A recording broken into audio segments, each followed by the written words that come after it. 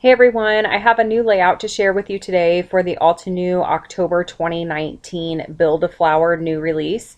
And this month it is the fuchsia flower, and I'm going to show you a still shot of the stamp set and the different layering aspects that come with the stamp set, and then I'm also going to hold it a little bit closer to the camera so you can see it in just a little bit more detail. So you do get two different sized flowers. You also get a bud, some leaves, some stems, and here I'm showing you the color combination that I went with. I decided to go with a pink and purple theme for this layout, and I went ahead and did all my stamping off camera. I just grabbed some inks and just really went to town and made a bunch of different flowers. I wasn't 100% certain which direction this layout was going to go because the flower is very unique and unlike anything I have ever worked with or have in my stash. So it was fun to mix it up a little bit and to have this challenge on how to use the stamp set.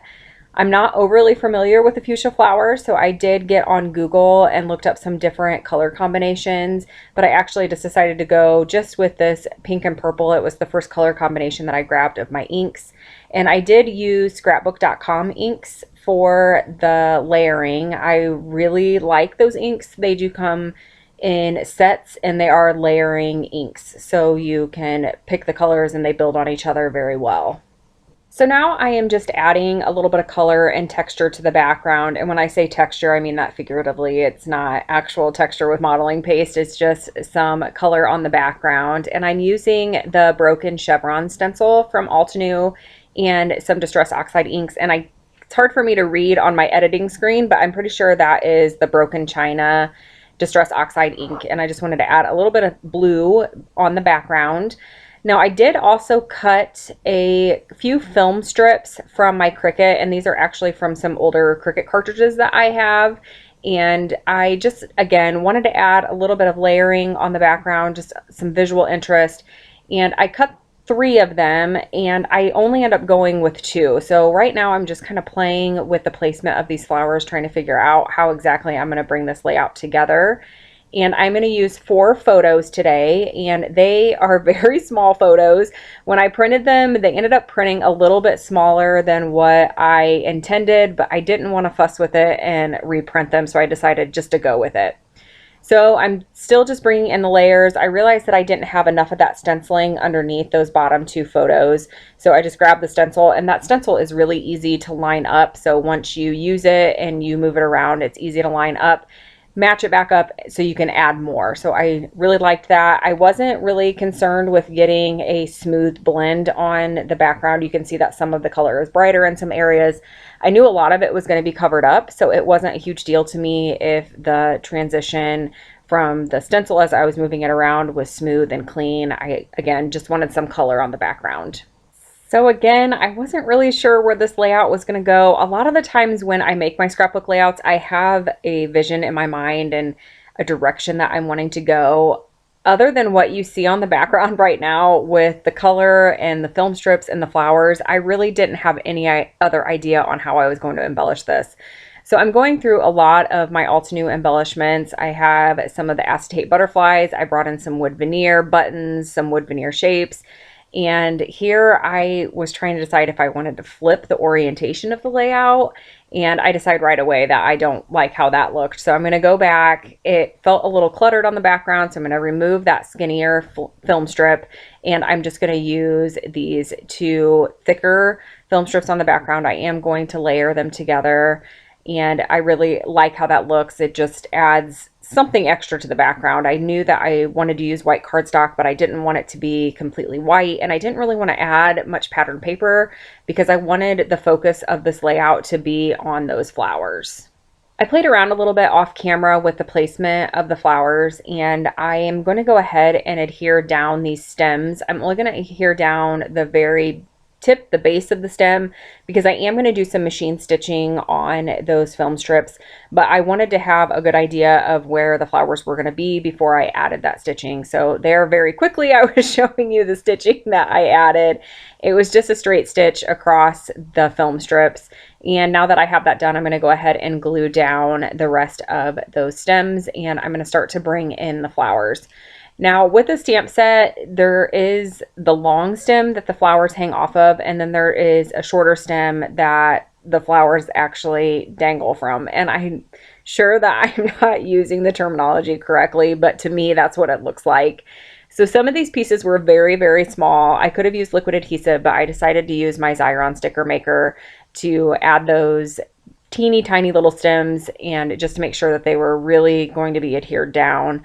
And I actually made this layout over the course of a couple days, and it was nice to use that Xyron sticker maker because I could actually run them through and keep it on the sticker paper and keep them in my desk, so that way I didn't have to worry about losing any of those small pieces. So it takes me a little while to get this all arranged. I wanted to make sure that I had plenty of the flowers on the background, and the flowers, there's a couple different sizes, and then there's also a bud. I may have mentioned that earlier in the video. And I just kind of wanted to make sure that I had the spacing figured out on the background. So I played around with a lot of that, trying to figure out the placement, and then I shifted everything off, and I'm going to go ahead and get my photos adhered down. And I'm going to add in a few more layers here. Okay, well, I guess I thought I was going to adhere down the photos, but I'm going to go ahead and start working on getting the flowers adhered down. And I really like how these flowers turned out. Like I said, use the scrapbook.com inks, but when you see close-ups of this layout, it looks like these flowers were colored with markers, and I really, really like how that looks.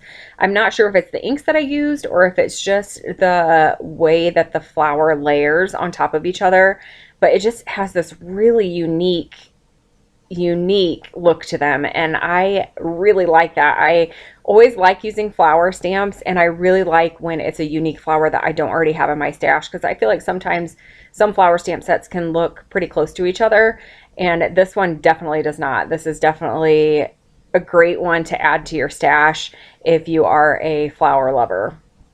And I don't know if you're familiar with how Altenew's Build-A-Flower stamp sets work, but they come with a coordinating die. So all of these images I stamped out and then used the coordinating die to cut out. And that is an awesome feature of these Build-A-Flower releases. And you can get these a few different ways. So they have it where you can just purchase the Build-A-Flower stamp set and the die set. And then they also have where you can purchase the stamp die, and then there's also an ink bundle, and you get that at a 5% discount. And then they also have a Build-A-Flower subscription, which I will post links to all these things in the description box below. But the subscription guarantees a spot in these new releases on the Build-A-Flowers. So you're guaranteed a Build-A-Flower for the month when it comes out, and you get it at a discount as well. So there are a few different ways to go about getting these if that's something that you're interested in. I didn't realize that the Build-A-Flowers always came with a die set until I started receiving them as part of these blog hops. So I thought that was a really cool feature, that you're always going to get the stamp set and the die set, because I think the die set is something that comes in really handy, especially with really intricate flowers like this. So as you can see, I'm still adding in layers. I'm adding some leaves and some buds and just really trying to fill in the background. I did end up having to stamp a few more leaves than what I originally had started with, because there were some areas where I just needed another pop of color, and that was a great way to fill that in. Now these photos were taken at a garden that's pretty close to our house. It's about 20 minutes away. We went there to have our family photos taken one year. I've mentioned this in previous videos, but my sister is a photographer and she takes our family photos every year, and we met at this garden and it was absolutely gorgeous. I have lived in this part of Indiana my entire life, and I have never been to this place. It was so cool. And I ended up taking a few photos myself while we were waiting to get our pictures taken, because when we get our photos taken, we actually all go. So my brother's there, my sisters, their kids, my parents, we get group family shots, and then we do individual families all at the same time. So there was a little bit of downtime between us getting our pictures taken and everybody else working on theirs. So I snapped these pictures, and they're of not nearly the same quality as what my sister took, but they were just some fun shots of me and my son and my husband and my son and just my kiddo. And I wanted to make sure I documented these pictures too, because you can see a lot of their personalities in these photos when I'm taking their photo. And they do well with my sister too, because she's my sister. So everybody's very comfortable in getting their picture taken when we have our family photos taken, but there's just something about us just snapping our own pictures that really can capture personality. So these photos matched the color scheme that I had going on really well. And I actually didn't have photos in mind when I started this layout. I went ahead and did my stamping and then figured out that I needed to find some pictures. So I went through Instagram, just scrolling through to see if anything would spark a memory on a photo that I may have either on Instagram or on my camera. And I remembered that I had these and I had not scrapbooked them yet. So it ended up working out great. So for the embellishing, I went ahead and added a couple of origami hummingbirds, and those are from the Scrapbook Reflection collection from Altenew. And I will bring in a little bit more wood veneer a little bit later on in the layout because I did want to make sure that I had some more of that going on the background, just to create a visual triangle so your eye could dance around. And then I went ahead and added the word special as part of my title, and that is actually a die cut from the Live Your Dream scrapbook collection.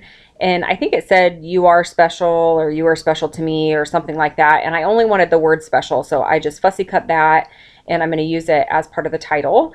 And then I'm going to add the word place. I am not sure what I'm doing with my hands there. I think that I thought that I misplaced a letter, or that I was going back and forth between on my desk trying to decide if I wanted to use black alphas or if I wanted to use these colorful alphas, and I decided to go with these colorful alphas.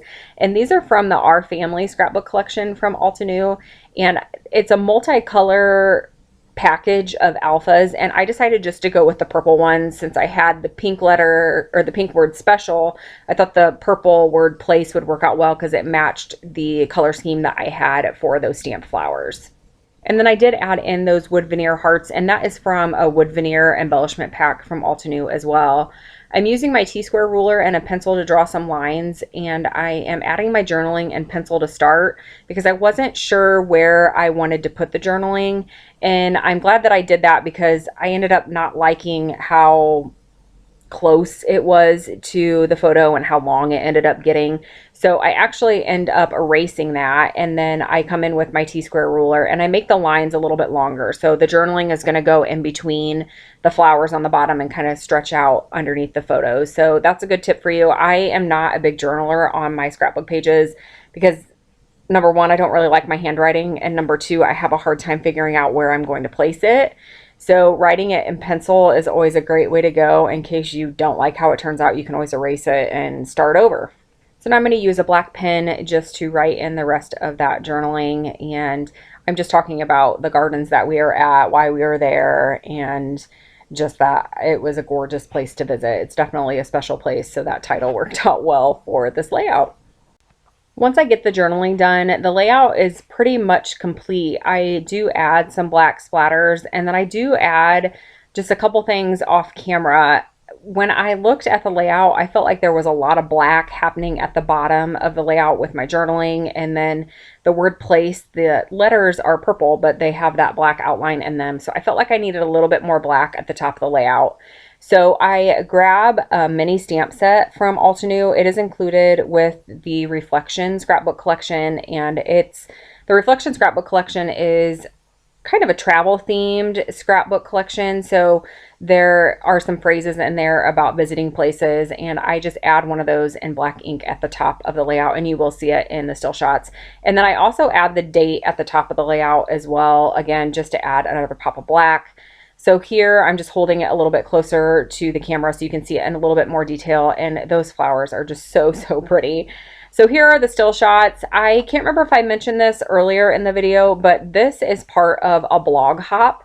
So if you happen to be watching this video on my YouTube channel, I do want to encourage you to head over to my blog because Altenew does have some giveaways that they're doing with this new release, and all of that information can be found on my blog. So do make sure you head there to check out more still shots and to get entered in the giveaways. And you can also hop along on the blog hop and see what everybody else is creating with this very unique, fun stamp set. So I'll be back again soon with a new layout and process video. As always, thank you so much for watching.